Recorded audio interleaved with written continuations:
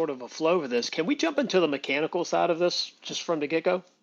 Yeah, actually, how about we start if we're going to do that as we start off with the order guide, because we'll start talking about the XL, what's standard on this truck, because one of the main goals for Dwayne and I is to help you order the right Maverick. And if you've already ordered your Maverick, it's okay, because you're going to have likely your Maverick's not getting scheduled right away, and you probably have 1 to 2, maybe even 3 months to make changes on your order. Once you can no longer make your changes to your order is when you've been assigned a VIN number. Sometimes that's when it blocks out and you can no longer make changes.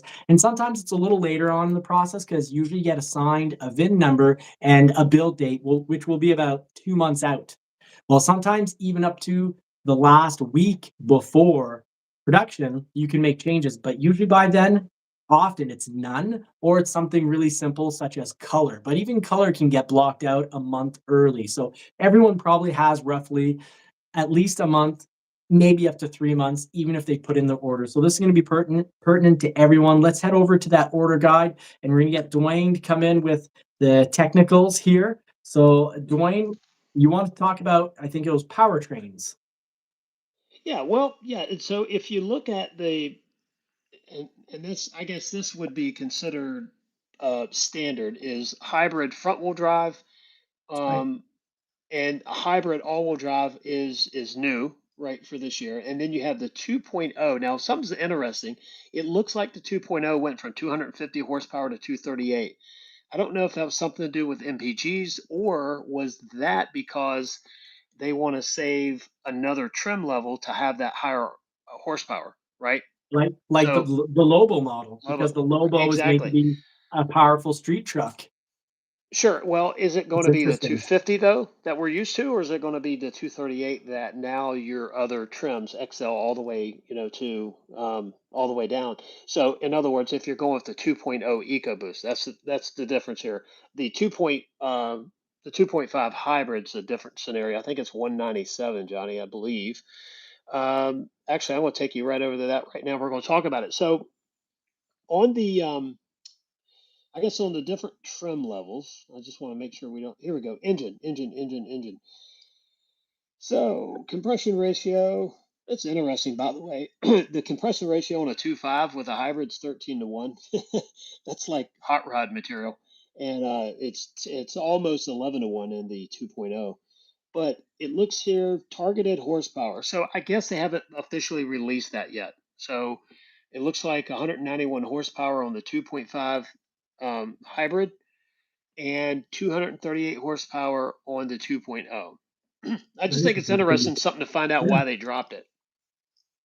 Yeah, no, So, I'd be curious to find out as well. And I wouldn't think it would have to do with that. Well, no, because the EcoBoost model doesn't have any added new strains on the transmission. Because I know the transmission on the Maverick, the current transmission on the EcoBoost, it's not. I don't want to say it's maxed out as if it's dangerous to be running the power and torque that it right. does, but it's not a transmission made to do 350 horsepower. It's getting near the end of its limits. And speaking of the Lobo, so who knows? You bring up a really good point about the power, and you said maybe it's being saved for a model. That's a great. You're letting me come in and drop the sort of the big. Thank you for letting me drop the big part of this. So yeah, if we do get the 250 or more horsepower, I like how you said, but maybe it's more to make it even more impressive. Because yes, the Sure. Lobo is going to be a top trim. We're going to see that in the order guide as they go through price. So if we talk about pricing, I've got the Canadian pricing. So if you have American pricing, please throw it in. You mentioned $26,295 or $255 now for the XL. Yes, in 2021, it did start at $19,989, but that's always without transport and destination of roughly about $2,200. But in Canada, the XL, of course, you mentioned it. We're now starting off. Last year, we had to pay extra money to get the hybrid. That was new to 2024. Now that we're back in 2025, you got the standard traditional hybrid. So, folks, this isn't a plug-in hybrid. I hope no one was expecting it to be a plug-in hybrid. Back in October 2021, I always said Yep. that I felt that it'd be a mid-model refresh is when we would get the hybrid model, and then later on a plug-in. So we've got $34,500 for that front wheel drive plug-in. And what's the cost to jump to all-wheel drive? Well, it's 37,000. So you've got a nice little jump there of, correct me if I'm wrong in my math, but $2,500 price jump. And I think in the States, in the US, you're just under $2,500 to jump to the all-wheel drive, or is it the same price? So I'm looking at this. Some of these numbers may be skewed a little bit because they were early on. I know the XLT is 30,390, but now if we look at hybrid all-wheel drive, I do not have that number in front of me. Oh, no worries. So yeah, that's a traditional hybrid. Ford finally, I really liked how on their website originally they were putting it out and publicizing it as a CVT.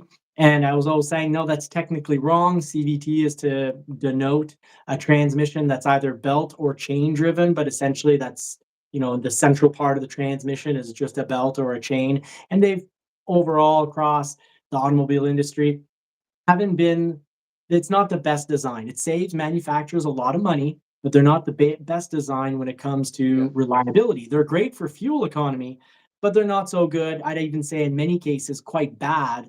I personally feel that the Honda CRV went from being one of the most reliable SUVs to being kind of average because of that CVT transmission being pretty shoddy, in my opinion. Don't sue me, bro, to Honda. But Yeah. Ford has an eCVT. So that's a transmission that was originally built with Toyota, and it's very similar to what's in the Toyota Prius. And time will prove, but I can tell you that's going to be a very bulletproof transmission with very few that go haywire, but generally very bulletproof and long lasting. But yeah, right up here, I love it how we've got the Lobo looking pretty good, of course.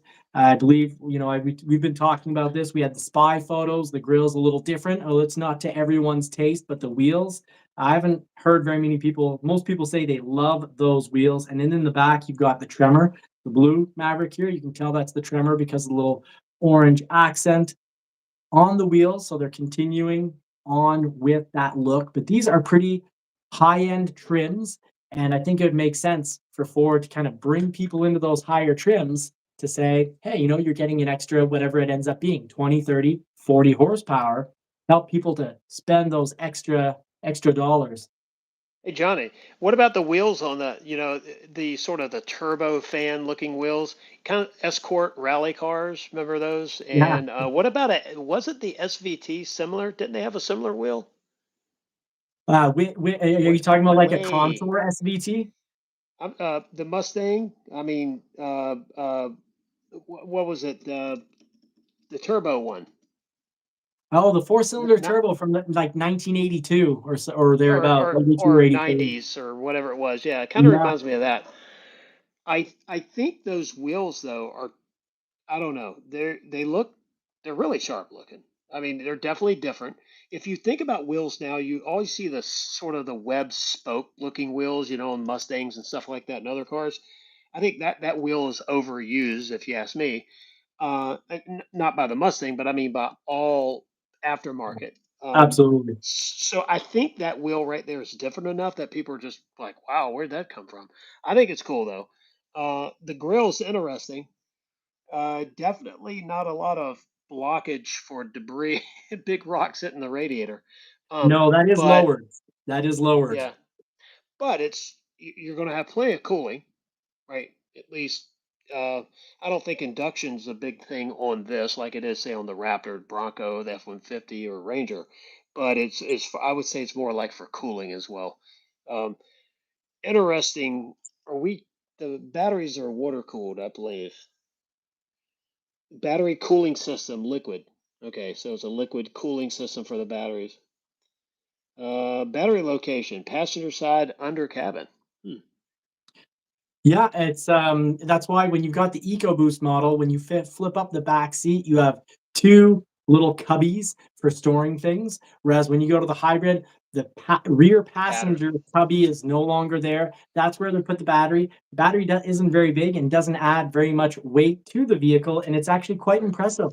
The all-wheel drive hybrid is now in the city. It was, of course, front-wheel drive only and continues to be 42 miles per gallon. And now we've got 40 miles per gallon in the city with all-wheel drive. So this thing still gets better fuel economy than a Honda Civic, and I haven't shopped Honda Civics because I have good taste, but I would believe that it's still probably under the price or right around the price of a Honda Civic with better fuel economy. And I say that jokingly. I actually like the lower trim and middle trim models of Honda Civics. I just think the top of the line Honda Civic is so unbelievably out there that, well, John Cena has one, but John Cena is also a pretty out there character. He Yeah. one award ceremony. He went out, was it in a dress or was it that he went out naked? I guess it depends Uh, on which award ceremony. So I don't probably a dress or something. I don't know. Hey, speaking of something other than that, MPGs.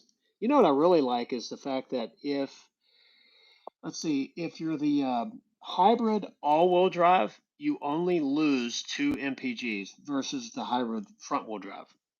So you're, fantastic. I mean, and look, 40 miles per gallon, 42 miles per gallon.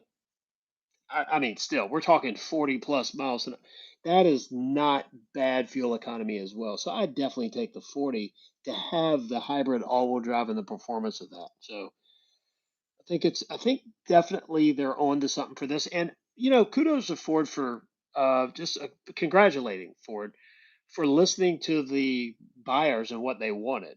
And I think that a lot of people wanted this, the all-wheel drive hybrid, and they got it. Oh yeah.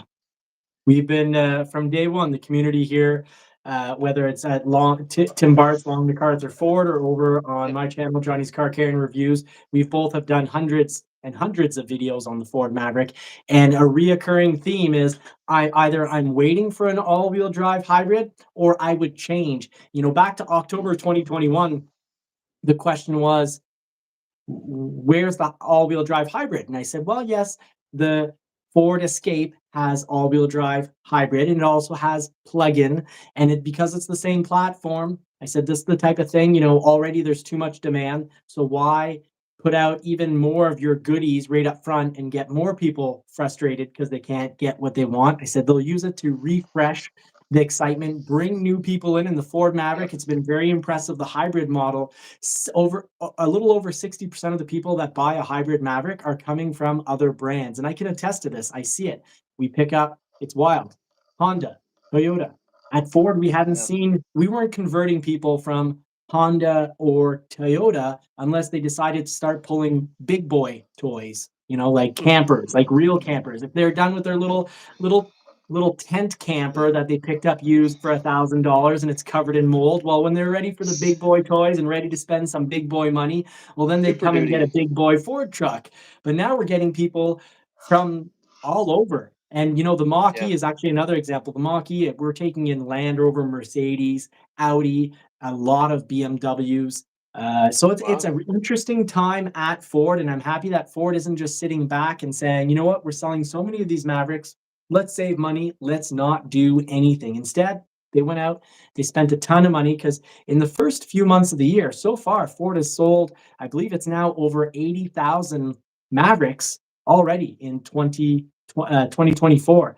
And this 2025 with the all-wheel drive hybrid is going to bring in a Wow. lot of people. And yes, it's more money. If people who are looking at a 2024 Maverick hybrid, and then they look at the all-wheel drive version, they're going to say, wow, the price went up so much. Well, the prices didn't go up that much unless you're not considering what you're getting more. If you're not considering you're getting, all-wheel drive with that hybrid, then yeah, it makes it look like the price went up. But I feel about $2,500 to go all-wheel drive is actually, it's it's not it's not expensive. It's not given, but $2,500 to get an all-wheel drive.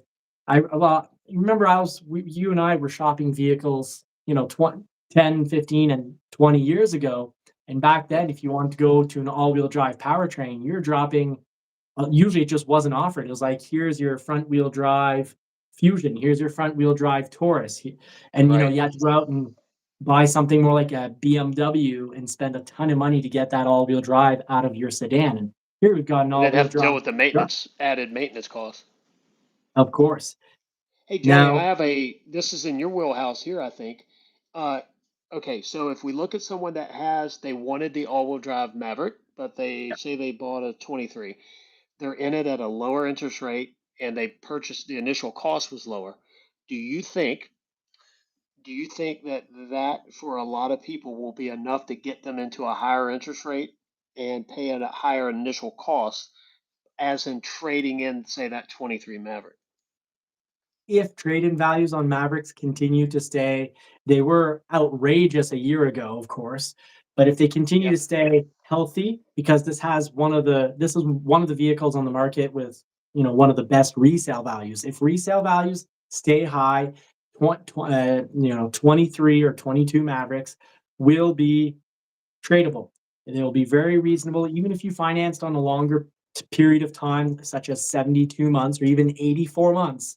Your trade-in value should relatively cover your amount owing, even if you didn't put a very big cash down at the beginning. So people are going to be in a relatively good position to trade. The people I'll feel they're not in a good position to trade is, let's say you financed 84 months and now 2 years have gone by. So you're at 7 years and now you have 5 years left of payment. Of course, if you look at a 2025 on only 5 years, yeah, your price is going to go much higher because you're going to an overall higher financed amount.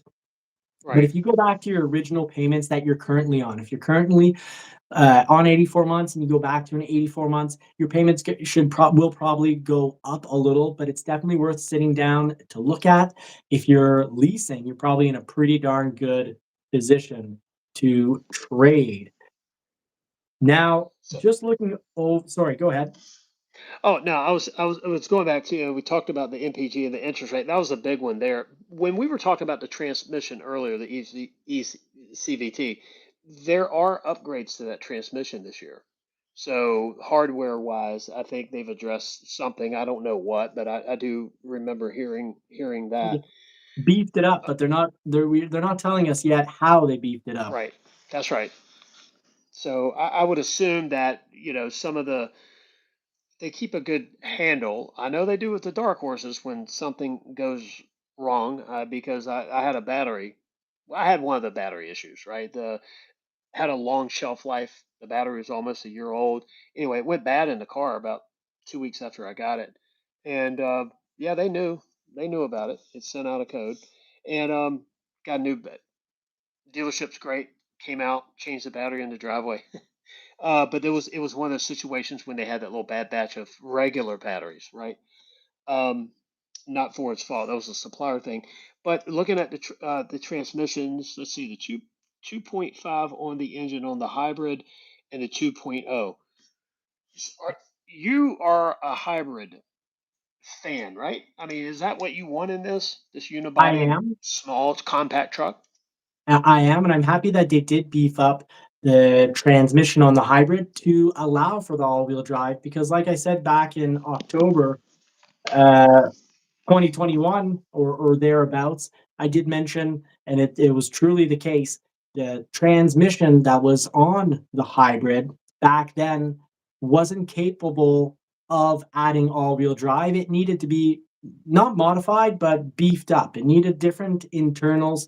So a little swap around, I guess, of parts. What exactly those parts are, I'm not sure. But yeah, I'm a big fan of hybrid. That's how I would go. And with our northern snowy, icy climate, I definitely would go all-wheel drive. I love the fact that it's an intelligent all-wheel drive system. But what's very interesting is both on the Lobo model as well as the Tremor model, you've got the torque vectoring. So the rear differential has torque vectoring, so it can really play around with the power that it's sending Yep. to the rear wheels, and that's really going to help in snowy, sandy, or muddy conditions. So that's definitely something worth considering. But it is very important to remember that the Tremor model only tows 2,000 pounds. For now, Ford is really focusing the Tremor model on off-roading. You could always get, an FX4 with, should be able to get FX4 with 4K. Correct me if I'm wrong. We'll get to that when we're in the order guide. But really, what's on my mind and what I want to get out is I think it's amazing to have a hybrid, the 2.5 liter hybrid with its 191 horsepower and 100 and roughly 66 pound-feet of torque. That does not include, I do want to stress that does not include the torque coming from the electric motor, because they don't include it because the torque coming from the electric motor isn't always there. If the battery's Mm. low, you're getting zero torque from the electric motor because the electric motor won't be functioning if the battery is currently low. What do you need to charge the battery? You just need to go down a hill. You need to let go of that accelerator and deaccelerate, and that's what charges that battery. But if you've been Yeah. hard on the pedal and going uphill for a while, or just really hard between stop signs, that battery could be low. And if that battery's low, you get zero torque. But I would Hey, assume John, that we're getting, yes, go ahead. I'm sorry to cut you off. Go ahead and finish, and Don't then worry. I got I was to. just gonna say that there's a good at least 50 pound-feet of torque coming from that electric motor. I can tell you Right. that just from what I know about electric motors. They're really good in torque. They're not so great when it comes to horsepower. As a general rule of thumb, they're all much better in torque than horsepower. But I've also driven. We had the hybrid, and I can tell you that it's got definitely has more than 166 pound-feet of torque. It felt more. It felt actually a lot like the EcoBoost when the battery is ready. So yeah, Dwayne, sorry, Yeah. go right ahead. Speaking about, well, someone had a comment here. I want to answer it, but on the battery, 94 kilowatt, I guess 173 pounds, by the way. Oh, thank Um, you. yeah, 173-pound battery peak. So, Okay, peak. so So I guess, when it has a charge, a right. full charge. Yep. So you have there's a comment here. Is it Ed? Duran, no, I can't hardly see it. Sorry, sorry if your name's Ed. My glasses here. I can't. You said where is the build it page? Mine still says get updates. What you do is when you go to Ford.com, click on trucks, and you'll see the trucks that are available now. If you click on future vehicles, it's a little tab on the left hand side. It'll show the Maverick and right next to the GTD. So too bad we can't order one of those tomorrow. But if you go over to Ford.com, that's where you'll find that. By the way, So you I'll have to. do actually a quick run through of what that would look like. So no matter what Ford building price you get to, like I picked the first one offered, it's an F-150. You click over vehicles on the top left, which is probably inverse, so top right here, but it's top left when it's on your screen and you're looking at it. And you need to go to future vehicles. So you scroll down here, future vehicles, click it right there, and you got the Maverick. Let's hope this goes from future vehicles to vehicles we can actually count soon, but it could take in Yeah. Canada, in on the French side, it could take 3-4 months. I've seen as bad as 3-4 months, but they're better now that they know more people are doing things online. But there's your Lobo interior. That's your Lobo look with the grill that instead of horizontal lines has vertical lines. You've got your new logo there in black. If you want to see what that looks like, go check out the 2024 F-150s. It's the Yep. new logo from the 2024 F-150s. So they've got a nice little video there. Then down here, it's neat. They've got a nice little build and price logo. I'll click on that, and they're probably going to say, "Well, go build yourself a Oh, hello! It's up. Yeah. Look at that. No. Yeah. You just have to. For some reason, you have to go to future vehicles. I did the same thing with the Mustangs, and there it is. You gotta love it. Hey, Thank you. No one Johnny, at work could what? find it today. Yeah. Now, what do you think about? And we're skipping around on this. I know quite a bit. You had some people that just do not like the new front end, right? The front, I guess the front fascia above the bumper, the upper bumper area. So one thing I made a note here, it hit me the other day. There's a continuity in design, even though this doesn't look just like the 150 and the 250 and the Expeditions. You kind of get the sense that they're almost going for that C clamp LED, Yep. but when you see this, it just fits in with the other front ends that Ford has. I think that's something to be said. Also, aerodynamics plays a lot, I'm sure, into this design. So, Sorry, I don't mean to be throwing out any hand symbols that carry meaning there. That was accidental because when I point with oh, one hand, I do this because but that's yeah, not yeah, that's an accidental. yeah, yeah, yeah. So here, There you go. There you go, like that. yeah, here across here, it for me it kind of looks like symbol of a bull. Like if you look at the Yeah. lines, this kind of looks like a downwards horn, and then you've got the head. So I really like this symbol. I think it looks pretty cool. I don't think The Rock has grounds to sue, but or Dwayne Johnson. But we've got prices here. We've got the XL at 26,295 as a starting price.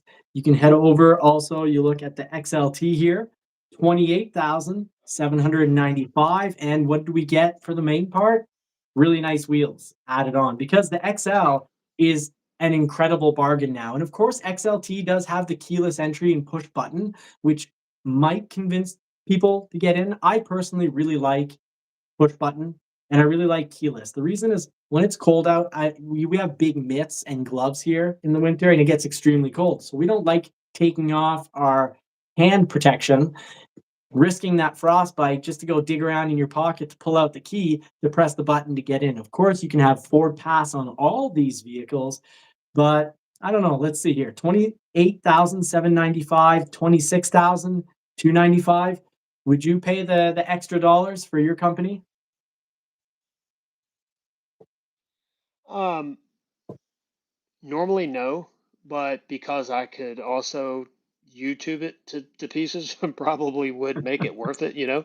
But I think just in a normal, I don't know if I would or not, Johnny. That's a good question. I think, you know, of course, the XL is considered our fleet vehicle type stuff if we were to buy one. XL, I don't know what package 100A, 101A, 102A. By the way, in Peugeot said Dwayne has GTD money in hand. He means Dwayne the Rock Johnson, not this Dwayne. So For sure. yeah, yeah. So I don't know. What do you think? What would you do? Would you I spend the think money? I wheels, mean, I don't have big money, but I have enough money to prefer style. And I yeah. like Marie Happy, and she's all into the design. Going to be starting up like an interior design, exterior design company because we Oh can't wow. find. Yeah, we can't find in French, it's a garderie, a place to take care of our child, because it's Canada and Yep. politics messed that all up. But anyways, we can't Yeah. even in the private sector we can't get a place there. It's apparently it's all sold out for when it comes to Wow. taking care of kids. So she's Wow. gone forward and saying that she'd like to. I guess she'll stay almost certainly stay home and start a design business. So I think it's, of course you can if I bought an XL, I would definitely consider it because I'd have to I'd consider it if I didn't like the wheels on the XLT. That's what it really boils down to. Yeah, Because I got you. wheels make or break a vehicle. You take, you know, any vehicle, a Porsche 911, you take a Ferrari, put ugly wheels on it, it throws everything off. And a 911 Yeah. or a Ferrari, a Mustang, the new Mustang with the wrong wheels would look garbage. So I Well, would look if at the I got it, 150, the 150s with the yeah, Steelies. If you awful. simply take that truck and put some nice wheels and tires on it, totally different vehicle. It looks $20,000 more expensive, and Sure. that's the thing.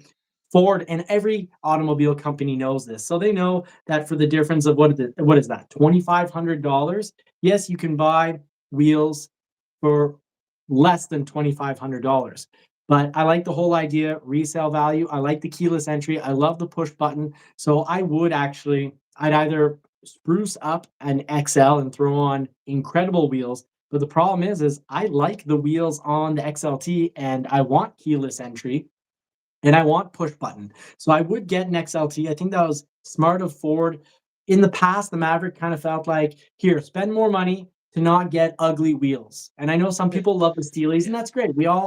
It's important to value and appreciate people's differences, but that doesn't mean I have to agree with everyone. Well, So, and think about this too. When you asked me earlier, let me answer it this way, I should say, because I was talking about filming it with YouTube. So if it's my vehicle, I want to have a different presence, you know, as the first contact that a client may see, yeah, or, you know, I just like nice stuff. If it's a truck that's going directly into service, then it's just going to have the steelies on it. That's all there is to it. Not unless there was just some crazy deal that you just couldn't refuse. That and sometimes those show up. It wouldn't be now with the Maverick, of course, with it being new and hot. But when you have a model that's not it's lost its flair, it's not new Yeah. anymore. Sometimes you can get an XLT for XL money if it's sitting on the lot long enough and all that. Yeah. And well, speak of wheels, you look at a Bronco Big Bend, if you don't change out the wheels and you park it beside a wild track or any Sasquatch, well, the wheels and of course, in that case, the tires really just change the entire presence that the vehicle has. Now, if we go over to a Lariat, we're at 36,735. That's that's a big price drop. I would have a lot of trouble spending the extra money. And I guess if you've got money and you want to flex it, that is a nice flex. You know the difference? Yeah. If you look at the XLT and they're good quality headlights, and it's a nice grill and it's a nice lower bumper here. Nothing wrong with it. The wheels are very nice, but then you go to a Lariat. You have 19-inch wheels looking really good. Big wheels. I'm still into this. I don't miss my 1972 Plymouth Satellite that had from factory 14-inch wheels. I don't miss those. Right. Right. 19 looks or 16s, I think on my 85 Camaro or Firebird it was. I really don't miss small wheels. I think these 19 inches on the Lariat, good on Ford, because previously I felt like, well, why go Lariat? It's just an XLT with a nicer interior, and in that case, why not just there's a few companies, but I really like one company in particular, not a paid promotion, but cat skin. You can cat skin, and it's not actual cat skins, Right. so don't unsubscribe because you think I'm a cat hater here. I don't like cats, but I wouldn't use their skins for seats. But it's the company's called Catskins with a K. So don't kill me here, Don't YouTube. don't Yeah, unsubscribe.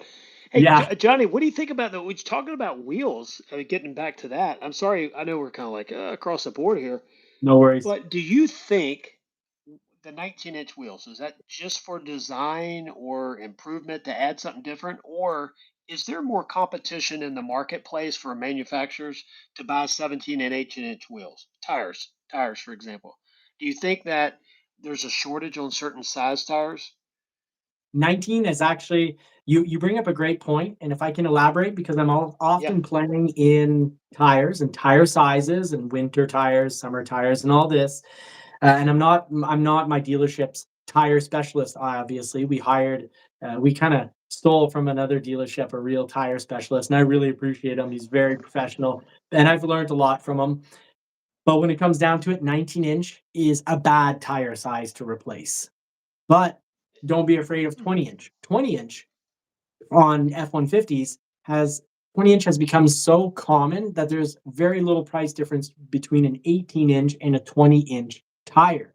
But 19s, and I've personally experienced this with Mustangs, your 18-inch Mustang tire, I'm going to say cost next to nothing, but it's an expression.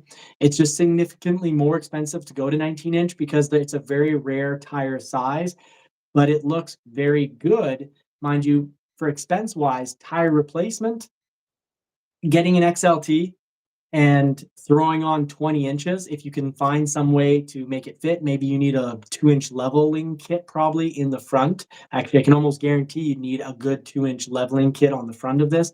But Right. throwing on 20s would be actually a less, obviously it'll cost less because we have roughly $8,000 difference between these two models. But that would be my advice, unless you're really into, and I do love the new Lariat interior. And this color, by the way, is a 1 year only color. So if you want eruption green on a Maverick, which is I think Dwayne and I's favorite color, because Yeah, I you like can it. say, who here, raise your hand if you've got eruption green Bronco. Well, It's right here. We, you sold me, buddy. We went yeah. beaching together, driving on the beach, and I was like, oh man, I've got to have that color. And there's nothing like it when it's clean. I know you just did the ceramic coating on yours. When it's clean and it's in the bright sun, it's just a rich, rich color. Yeah. Yeah, And you yeah. see what Ford's you see on the build and price, right? They have the eruption green. I mean, that's the color for this year. That's the new color. Hey, do we want to stay on colors for new colors for this year? Yeah, Looks go ahead. Why like don't you list them looks off, my so friend? eruption green. We talked about that. Space white metallic, ruby red. That's the one. Ruby red metallic. Ooh, That was on Tim's show last night. There was a lot of comments about that. ruby red is beautiful. We've seen it on the Velocity F-150 for a blue. year.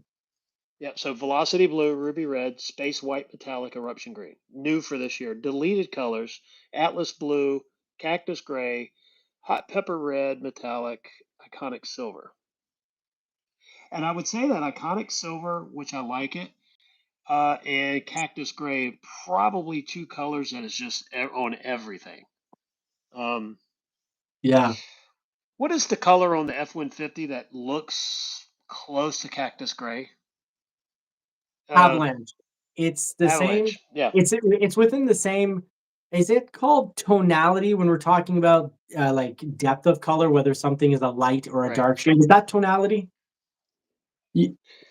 Either way, Yep. the you could say that the depth or the lightness and darkness of a color is similar between avalanche and cactus gray, but cactus gray, sorry, yeah, it's called cactus gray, but at least, and I'm horrifically colorblind according to my eye doctor, but I think cactus gray has a bit of green in it, whereas It does. avalanche is primer covered in a heck of a lot of clear coat. It's Clear coat. really shiny, clear coat. If it looks Well, like wet clear coat I'm with a wet primer with a clear coat, if that makes well, any yeah. sense. Well, I'm glad you see a hint of green in cactus gray because I thought there was something wrong with my eyes because one day I saw a Bronco and I said there's I think there was some green there and then I was wondering, well, is it the trees around it kind of reflecting into it? I didn't know, uh, Well, you but saw I my think Bronco that on the beach, right? There's no trees, and it still looked like it had a hint of green to it.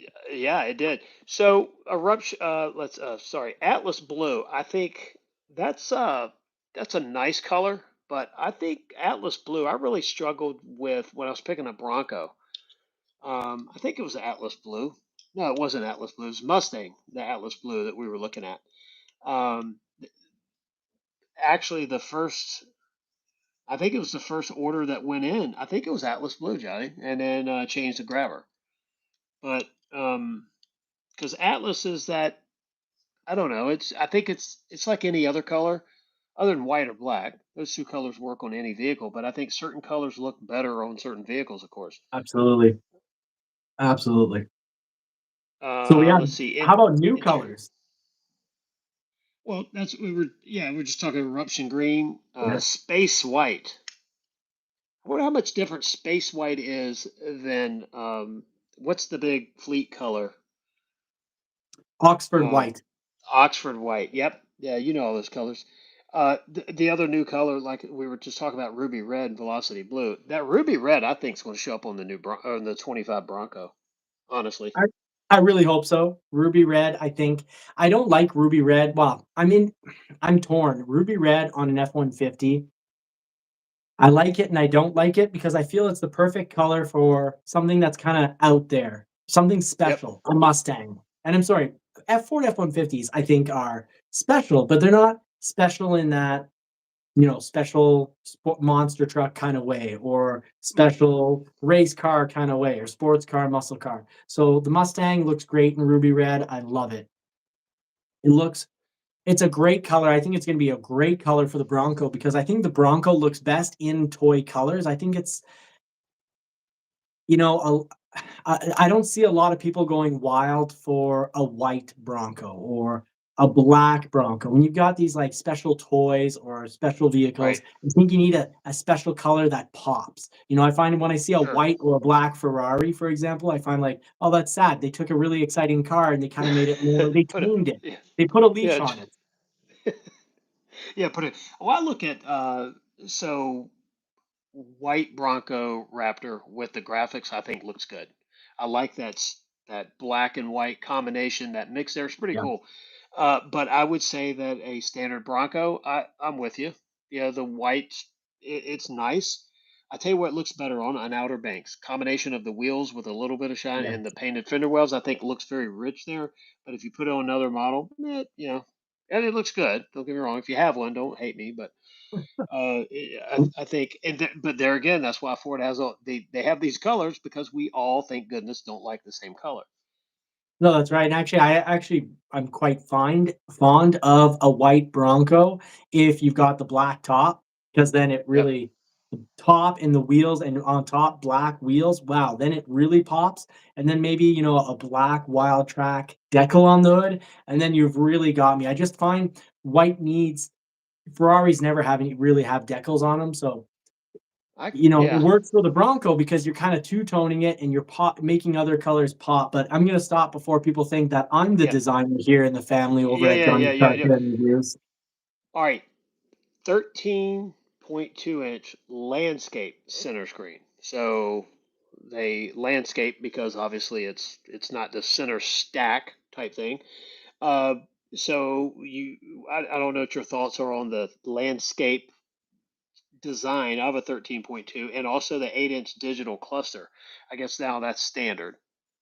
Very surprising. It makes it really an XL high end. If we recall prior, when you Sure. wanted that digital cluster, you went up to either an XLT FX4 or you Right. paid big old Lariat money. What's the expression? Money banks, daddy money banks, or something. Yeah. Anyways, Money bag. money bags, thank you. There you Daddy go. money bags there with the Lariat and nice little flex getting the most equipped model. There's nothing wrong with that. I'm a fan of capitalism, making money and spending money. That's But right. it's great that now they're offering it on the XL. And I know there's a lot of complaints in the community about that XL price, 34,500 Canadian dollars, $26,295, and that's without transport and handling of roughly 22, almost $2,300. But and I know a lot of people don't care about the extras. They want a key, you turn, and you have a vehicle you can drive. But what I am happy about, when I go out and buy hamburgers or steak, real food, none of this processed crap at the grocery store. But when I actually buy real food at the grocery store, it's doubled or tripled in price from 4 years ago. And I'm not getting any extra steak. The steak isn't Oh no. special. It's not extra special compared to what it was in 2021. They're not feeding it better minerals and food so that the steak is healthier for me. It's That's right. still steak. And if you like bags of chips, well, the bag of chip doubled in price as well. So at least with the Maverick, Ford, I know there's a lot of complaints out there, but I'm going to stick up for Ford on this one. Sometimes, I complain when there's room for complaint, but I do like that while they've increased the price, I got to say, worldwide, everything's increased. It costs me more money to go to the washroom because toilet paper even costs more. It hasn't changed either. And at the end of the day, at least Ford is giving us a few extra squares with that toilet paper roll. We've got our 18-inch digital cluster screen that you had to Yeah. be big old money banks to get it, and now we've got it. So Yeah, there is a lot more. they're throwing you like that what do they call it, the olive branch, or just hey, come on. But I like that. no, but I yeah, and here's the other thing too. You were